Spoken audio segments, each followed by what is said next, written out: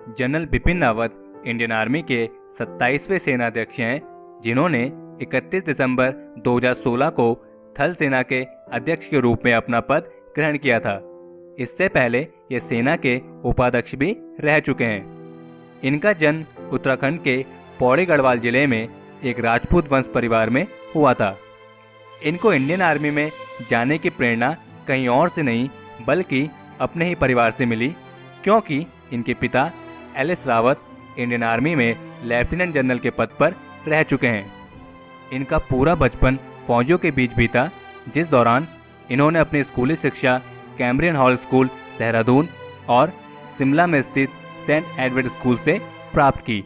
जैसा कि हमने आपको बताया, जनरल बिपिन रावत एक आर्मी बैकग्राउंड से थे, इसलिए अपने पिताजी को देखकर ही इनके अंदर देश प्रेम की भावना जगी और अपनी कड़ी मेहनत और लगन से general Bipin Rawat Indian military academy से कमीशन हुए, जहां उन्हें अपनी बेहतरीन परफॉर्मेंस के लिए स्वॉर्ड ऑफ ऑनर से सम्मानित किया गया। स्वॉर्ड ऑफ ऑनर पाना हर किसी के बस की बात नहीं होती है, क्योंकि स्वॉर्ड ऑफ ऑनर उस कैडेट को दिया जाता है जो अपने बैच में सबसे बेस्ट होता है, और जनरल बिपिन रावत उनमें से एक थे। फिर वे हायर डिफेंस की स्टडीज के लिए अमेरिका चले गए, जहां उन्होंने डिफेंस सर्विसेज स्टाफ कॉलेज से ग्रेजुएशन किया और अपने कमांड नॉलेज को पैनी करने के लिए फोर्ट लेवनवॉर्थ में हायर कमांड कोर्स भी किया। इन्होंने मद्रास यूनिवर्सिटी से डिफेंस स्टडीज में एमफिल की डिग्री और मैनेजमेंट एंड कंप्यूटर स्टडीज में डिप्लोमा भी हासिल किया है।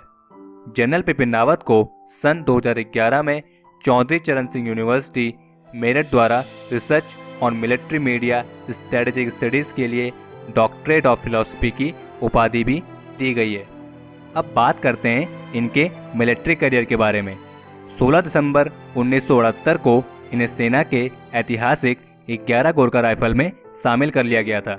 ये वही बटालियन है जिसमें इनके पिता भी रह चुके हैं। इस बटालियन में रहते हुए इन्होंने कई बड़ी लड़ाइयों के साथ काउंटर इंसर्जेंसी ऑपरेशंस में अपनी एक महत्वपूर्ण भूमिका निभाई, जिससे उन्हें युद्ध की डिफेंस और आक्रामक नीतियां बनाने में एक लंबा अनुभव मिला।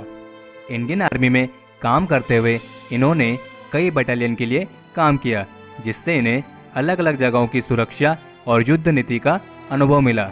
जैसे कि इन्फेंट्री बटालियन में काम करते हुए इन्हें लाइन ऑफ एक्चुअल कंट्रोल का अनुभव मिला, और इसी तरह कश्मीर घाटी में ऑपरेशंस को अंजाम देने वाली 19 इन्फेंट्री डिवीज़न के साथ काम करते हुए कश्मीर की सुरक्षा नीति को समझने का मौका मिला।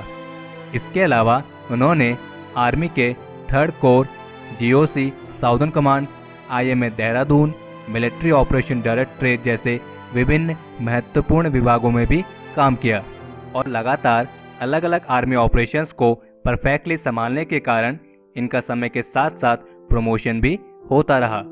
इसी दौरान इन्होंने जनरल स्टाफ ऑफिसर ग्रेड 2 के रूप में मिलिट्री ऑपरेशन डायरेक्टरेट में, लॉजिस्टिक स्टाफ ऑफिसर के पद पर रैपिड में और डिप्टी मिलिट्री सेक्रेटरी के रूप में मिलिट्री सेक्रेटरी ब्रांच में काम किया। अपनी बेहतरीन लीडरशिप स्किल्स और हाई लेवल वॉर पॉलिसी में परफेक्ट होने के कारण यूएस मिशन के तहत उन्हें पहली बार अपनी इंटरनेशनल मिलिट्री सर्विस देने का मौका मिला, जहां उन्होंने डेमोक्रेटिक रिपब्लिक ऑफ कॉन्गो के ब्रिगेड में काम करते हुए 7,000 लोगों की जान को बचाया और शांति स्थापित करने में अपना महत्वपूर्ण योगदान दिया।